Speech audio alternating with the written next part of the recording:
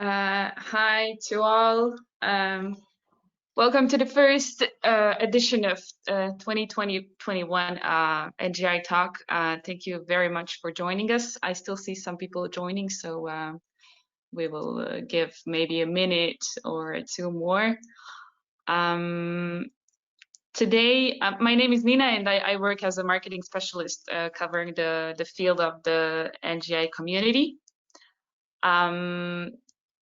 Today with us, we have Sam Butler, who will be speaking about the impactful digital innovation. Sam, welcome. It's really great to have you here, even though you're in a different time zone.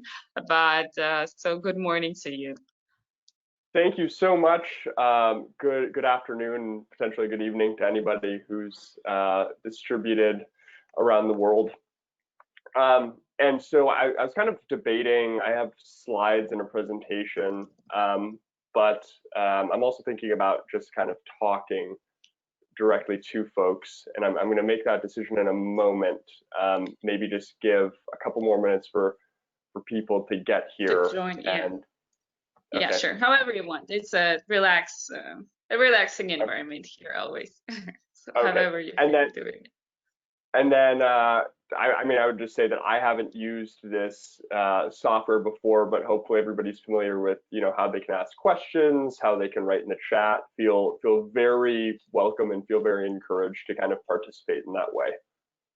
Yeah, sure. I was about to say that. So wherever you want, just feel free to raise your question in the chat section, and Sam will be answering them along the way or at the end, or however he feels like doing it. And you can also raise your hand so we can hear you. Of course, we will give you permission to speak out. So Sam is, I mean, I'm sure you will present yourself more than I will, so I will be super short, but just to do my part here. Sam is an all-around professional who writes, designs, codes, and builds to bring ideas to life. And he tends to focus on climate, environment, social impact, and civic tech projects. And you can check him out in detail. He's a really all-around guy. I was surprised with your website, Sam. You can check him out at sambutler.tech if you want to know what projects he works on. And yeah, like I said, so feel free to raise the questions in the question section. This session will be recorded and it will be posted in the NGI community. I will be posting links a little bit later. And that's it. Enjoy, and Sam, without further ado, the floor is yours. Thank you very much. Okay, awesome. All right, welcome everybody. This conversation is going to kind of bridge philosophy and kind of an active take on philosophy with technology and kind of how it fits together in my life, and hopefully how it might provide some insight or some decision-making tools, or at least a useful framework for anybody who's listening. I think, as I said before, I'm debating whether to use slides or not, but I think that given this is kind of a one-to-many broadcast, the slides might be a little bit more engaging. At the same time, let me just think this through for one more minute.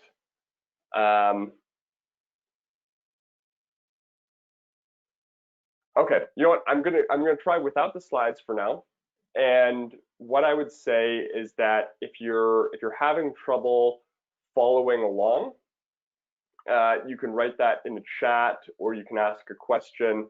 But I'll try to communicate clearly and make sure that everybody comes along for the ride. So where this starts is with a philosopher, an older philosopher who's no longer alive, named Henry Sidgwick, who posited this idea that we can think from the point of view of the universe. If you imagine what that means, if you imagine the universe as a kind of entity, then you can put yourself kind of in the perspective, in the mind of that universe, and look out, and maybe the universe is somewhere at the center, maybe the universe is all distributed throughout.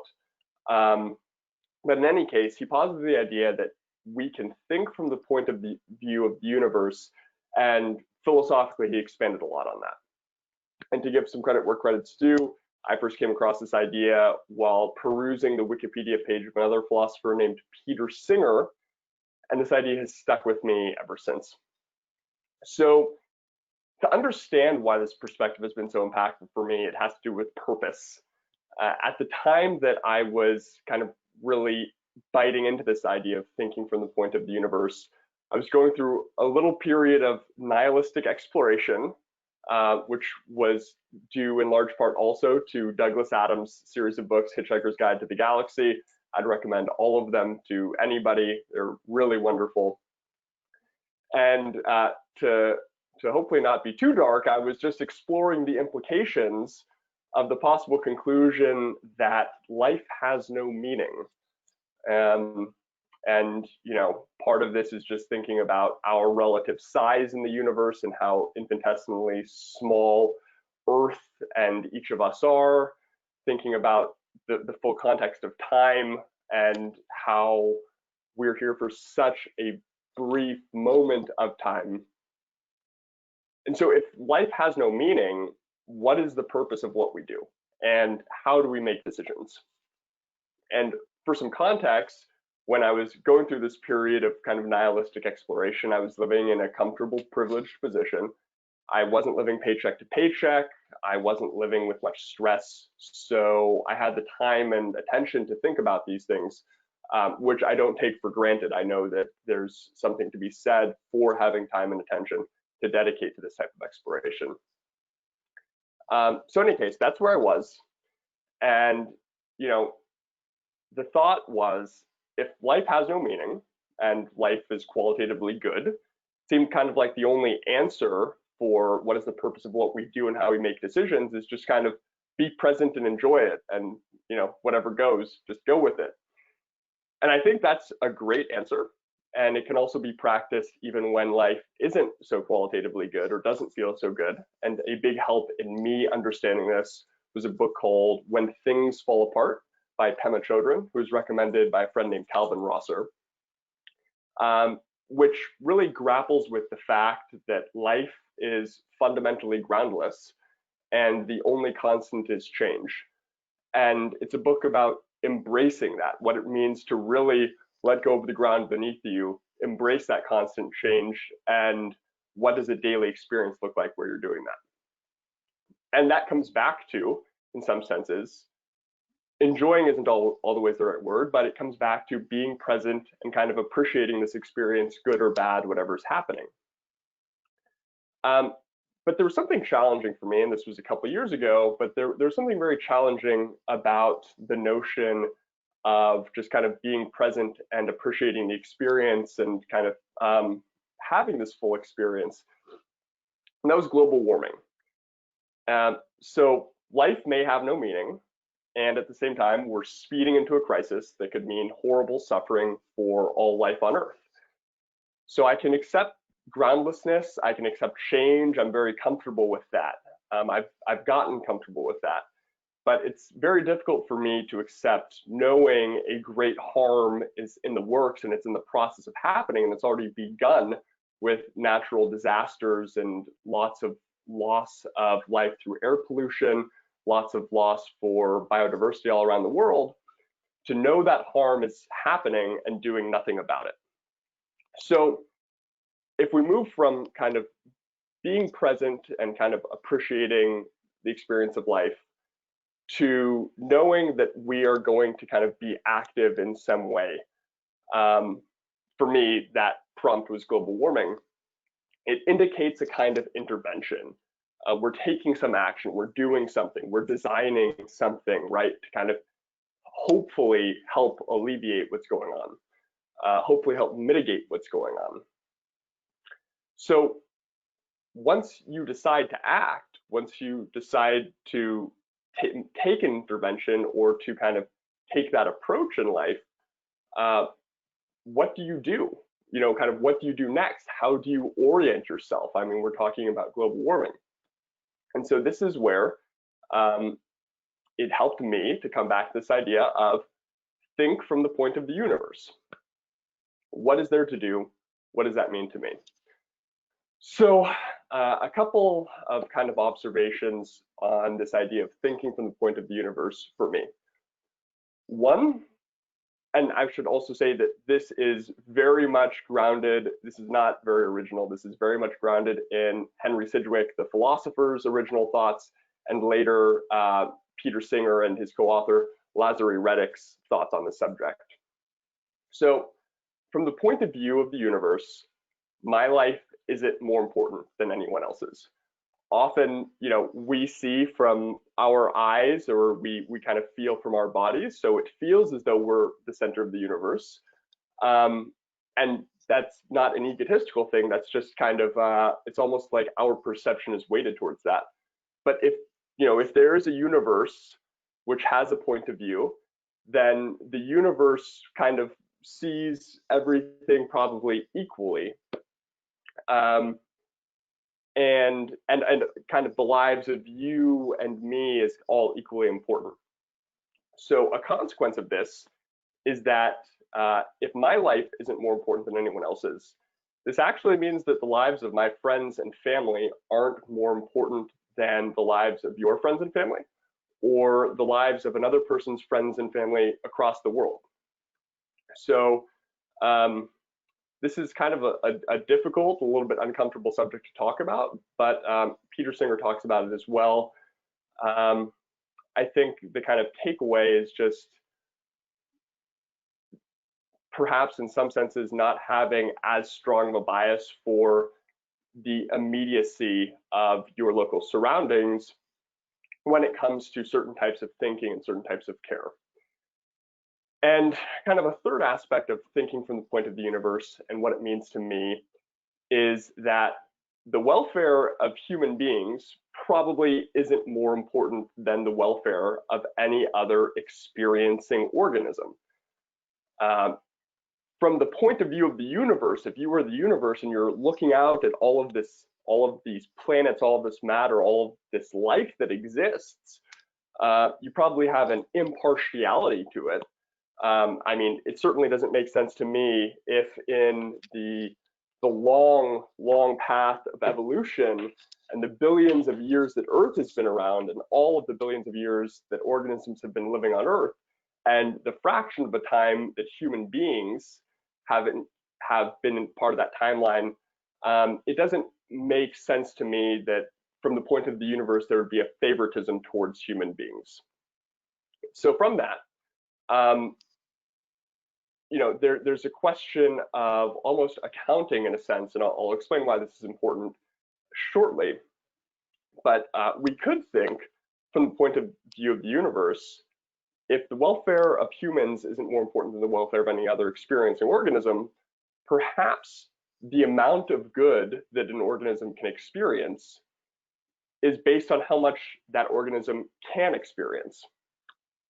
So this is kind of to say that the welfare of one organism may not be more important than any other. We should be mindful and conscientious of the fact that different organisms have different spectrums of experience. Some organisms have the capacity to feel more pleasure and pain. Some organisms have the capacity to feel far less pleasure or pain. And this isn't a way of saying that anything is more important than another, but we can kind of intuitively say that it's probably better to alleviate the pain or suffering of an organism who can experience more relative to an organism who experiences far less of that. And kind of one easy practical implication of this is if we believe that tomatoes have a very small sliver of experience, a minuscule capacity to suffer or feel pleasure, then from the point of view of the universe is probably glad when a more experiencing mammal, like a rabbit, gets pleasure from eating the tomato. And the universe would probably not consider this to be a murderous act. And kind of as a more realistic real-world example, if we come to learn that certain species of instincts have no capacity to feel pain or experiencing suffering, or conversely, they don't have a great capacity to feel pleasure, although those things may be distinct. So we'll just say that if insects have no capacity to feel pain or experience suffering, then from the point of view of the universe, it would probably be a better outcome for the unsuffering organism to be a staple food source for humans rather than more sentient organisms which have a greater capacity for negative experiences. And so I'm using these food examples to kind of make this easy to digest. That was a pun on the spot that was not intended. But it's really about how we can account for the interests of non-human stakeholders when we're making decisions and when we're considering interventions. And I'll come back to this in a moment as well.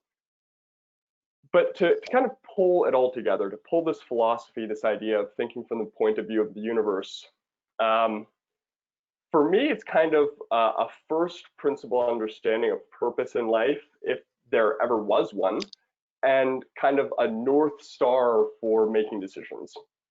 So kind of if there's doubt or confusion, or in a lot of different contexts, if you're kind of wondering about what to do, for me, to think from the point of the universe and to kind of sit back, and that North Star, what it means is improving the living experience of all experiential beings to the extent at which they can experience now and in the future. So Henry Sidgwick, Peter Singer, Laszlo Reddick described this as a kind of objective impartial morality.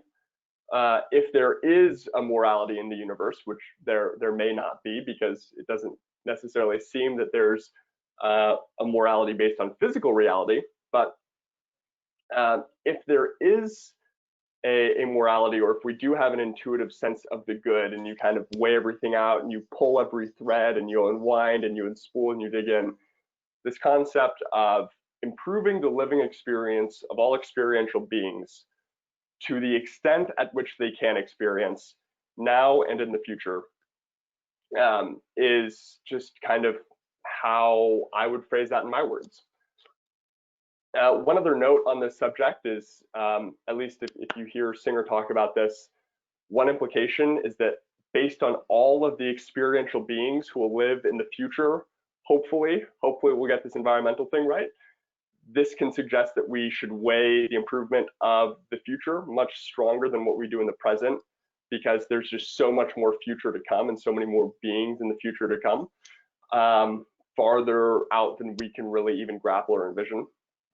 So I won't get too into that, but it's just one potential implication of thinking in this way.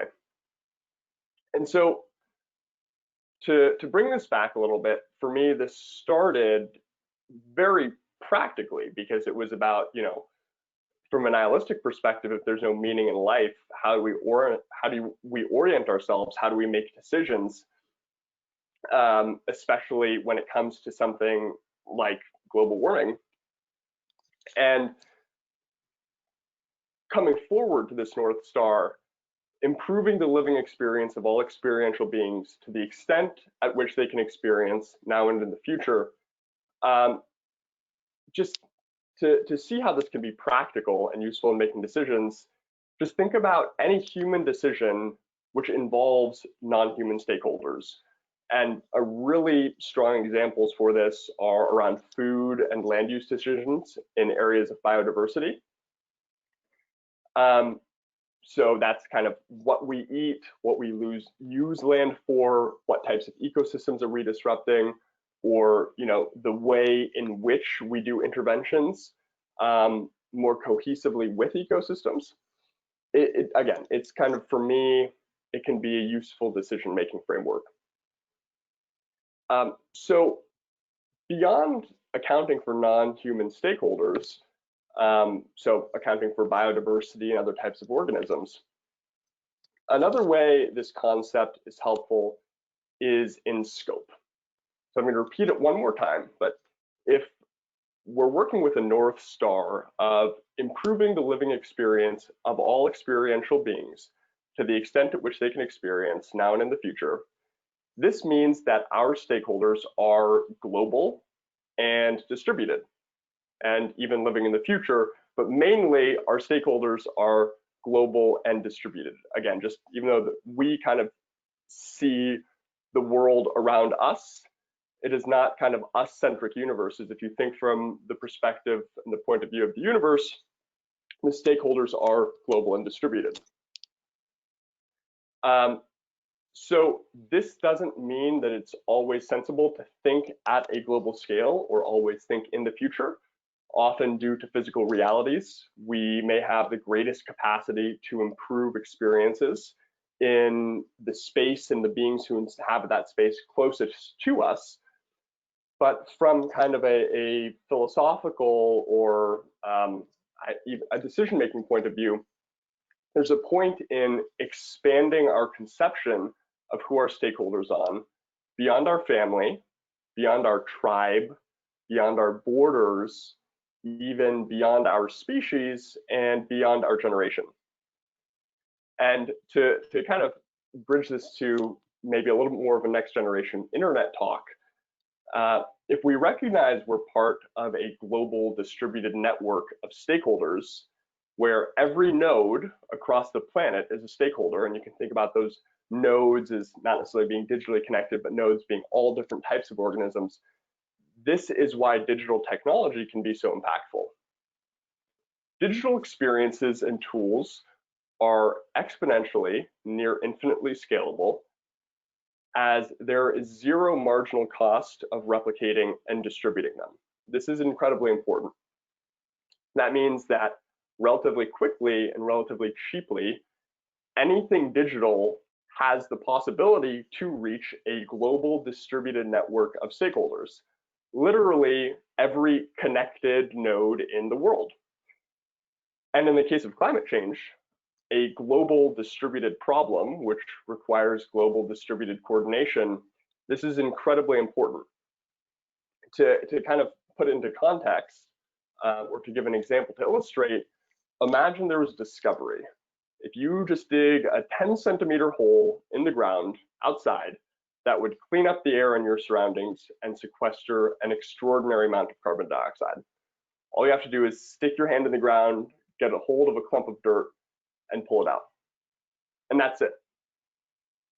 That would, again, that would clean up the air and that would sequester carbon in your local environment. If that discovery was made, that knowledge and that kind of tool, that intervention could freely and instantaneously spread all around the world to all of the people in all of the places where little holes are needed, and carbon could be lowered to proper levels within a month. So this was an example to illustrate how really impactful things can freely and quickly and instantaneously spread all around the world. Of course, digging a little hole in the ground does not clean up our air or sequester an extraordinary amount of carbon. But the point to take home is anything digital has the ability to scale and reach any connected person in the world. So if you're interested in kind of taking a gander on life with this North Star or this framework of improving the living experience for a lot of people and experiential beings, just recognize, that sounds very lofty, but recognize that digital technology is actually a way to do it. Digital technology can distribute something that improves the experience of life to any digitally connected person in the world and all of the human and non-human stakeholders connected to that person. I think we take this for granted. I don't think it's often appreciated enough. This is really a tremendous power with something as simple as, a website builder or a Twitter thread or a social media post. Each of us have the power to distribute life-improving tools and experiences to every region of the planet. Again, that is really a tremendous power and a tremendous capability.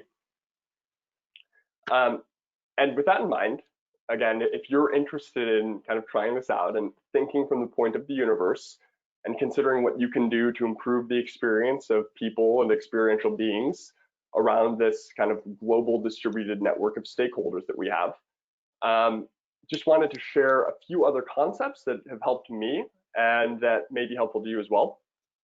And I'll try to provide links to all of these. But in any case, so first of all, there's a piece called Leverage Points by an author named Donald Meadows, which is a great framework for thinking about leverage points in systems. And where this connects for me is, I think about leverage as the degree to which an intervention can improve experiences. The amount of leverage is kind of how many experiential beings can an intervention reach, as well as how much can it really shift the experience, how much improvement can it really do. As an example, an intervention to reduce meat consumption in your house improves the experiences of some present and future beings on Earth. An intervention to reduce meat consumption in your city improves the experiences of more present and future beings on Earth. But an intervention to reduce meat consumption at the cultural or at the zeitgeist level improves the experiences of a lot of present and future beings on Earth. And again, Donald Meadows' piece on leverage, it just really clearly explains how to think about leverage in a constructive way as we kind of design, as we think about interventions, as we think about how to get the most from our actions and what we do.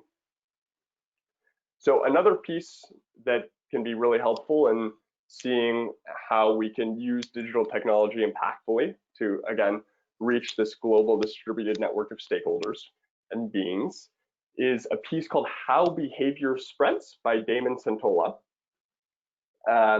And he has some literature on this. He has some great YouTube talks on it. So as a network, as I said, as a digital network, we can distribute anything digital to any node on the planet, and actually off the planet as well. But as an individual, unless you have a 1 to 7 billion network or a 1 to 7 billion reach, other nodes must help distribute your digital thing in order for it to reach all of those nodes that are out of your personal one-to-many network.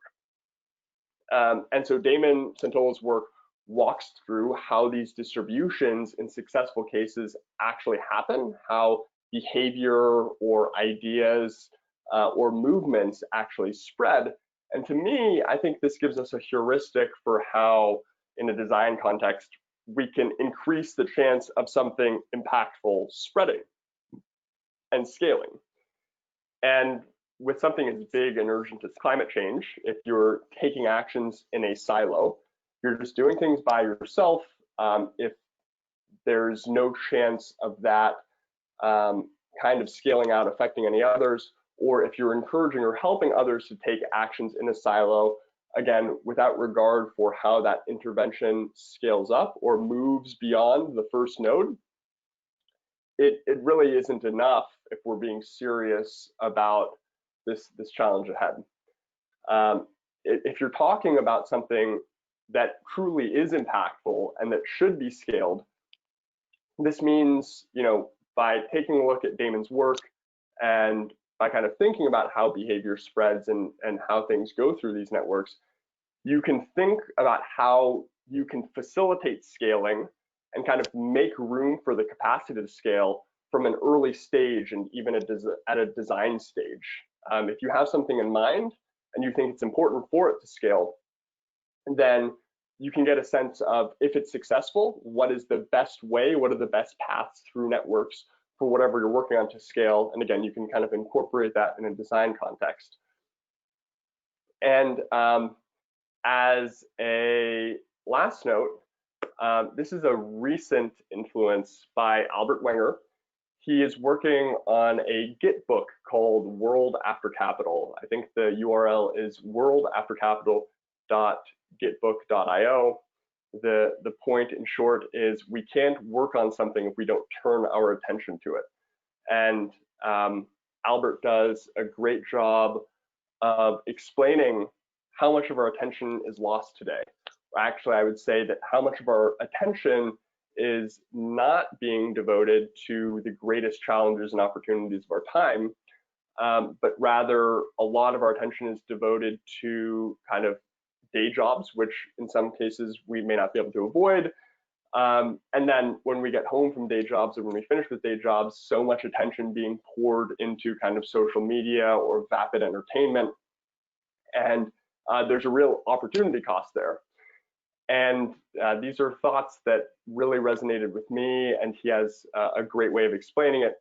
But in short, if you want to think from the point of view of the universe, and there's a lot of opportunities to improve the living experience of all these beings around us now and in the future, then there's a lot better ways to use our attention than getting stuck on social media, and kind of having the diligence to recognize that and stay true to whatever our North Star is, but ultimately trying to, in many cases, improve lives through technology.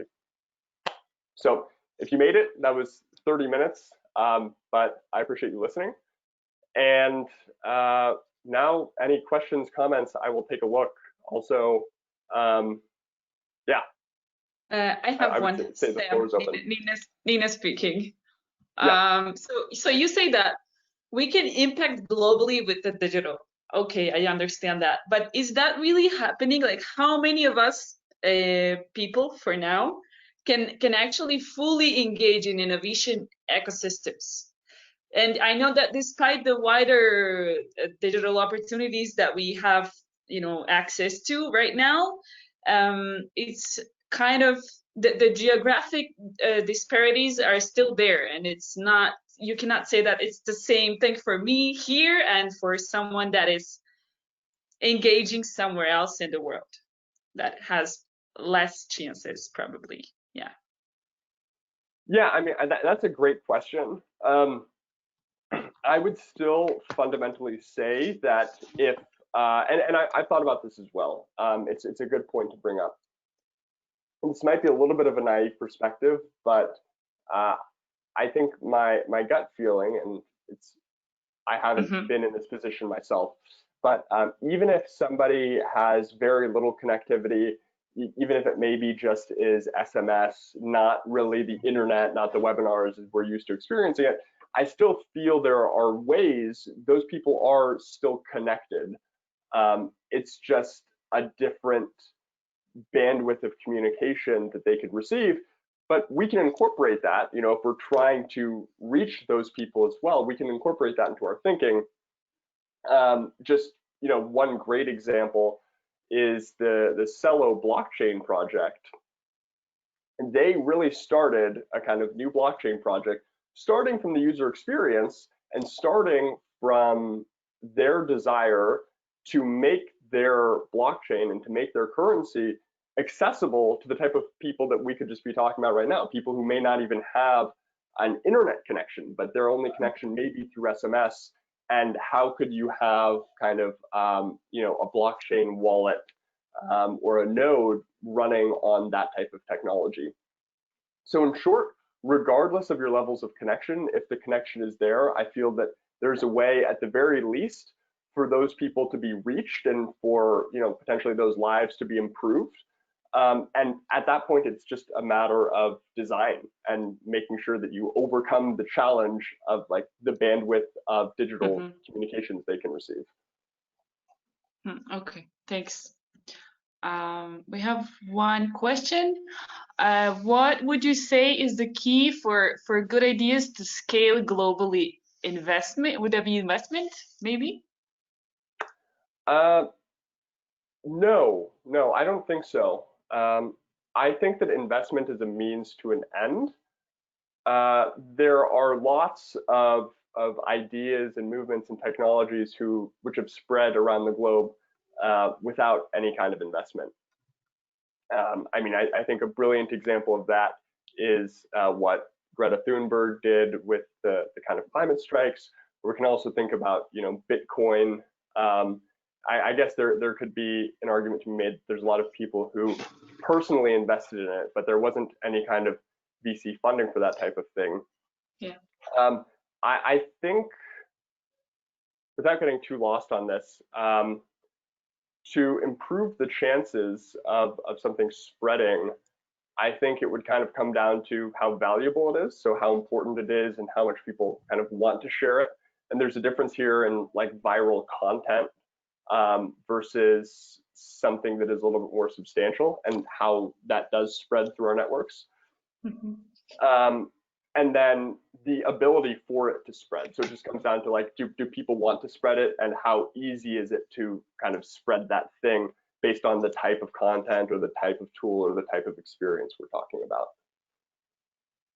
Okay, and then we come to the governments that are not really keen to proceed with any kind of digital innovation. I mean, it's talking from my own experience, where whatever you do, you need like those 4 papers written and signed by, still with your with the pen, and you cannot run away from it. So what's the deal over there? Well, I think it kind of depends on what you want to do, but I think it's helpful to just, we can talk about tools, experiences, applications, whatever, just to think about interventions. And if you're trying to do something, you can hopefully distill that to a really clear North Star, to a really clear intention, which can guide a lot of decisions. And then if your North Star, if that path inevitably leads you through government bureaucracy, that's kind of challenging. I would wish you best of luck. But I also think there's probably ways to kind of design that intervention, design whatever you have in mind, so that you may not need to go through government bureaucracy. Not saying in all cases, but it could be something that you change with design. Yeah, and why does the government just embrace the changes? I mean, I was asking that, when will that happen with the whole thing with the digital innovation and transformation? They are not really accepting that, and it would be nice if, you want to avoid the government bureaucracy, but that's also not the way, at least on the long term, and not for everything. Well, yeah, in some senses, it really depends. I mean, I think that like I believe there are a lot of things that can be done, again, just even with a simple website. This is maybe shaded from my experience, but with a simple website, those can be Yeah. interactive tools, even if they're very low tech, or a video or a post, where maybe the most like interaction with governance you'd need is to make sure you have kind of proper terms of service and proper privacy policy, which I will. It's a barrier to entry, basically. So I recognize that is a barrier. At the same time, there are ways to kind of reduce that barrier, so you don't really need to worry about producing your own terms of service if you are publishing something on a Twitter or a Substack. Yeah. So there are other ways. Okay. Okay, good enough.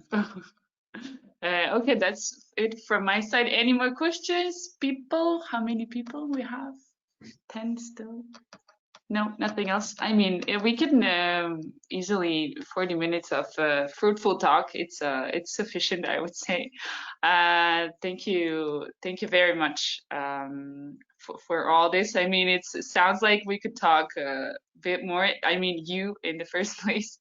But whoever wants to follow with the event, it will be posted in the NGI. I'm posting a link, just a second, to everyone, and to the NGI community. So you can all follow up over there, and that's pretty much it from my side. Any last input output from your side? No, I mean, thank you. I hope that this was valuable to people who listened now and potentially in the future. And I know it was quite wordy and verbose, but I don't know, maybe think about it and see where your thoughts take you. Thank you very much. Thank you everyone for joining.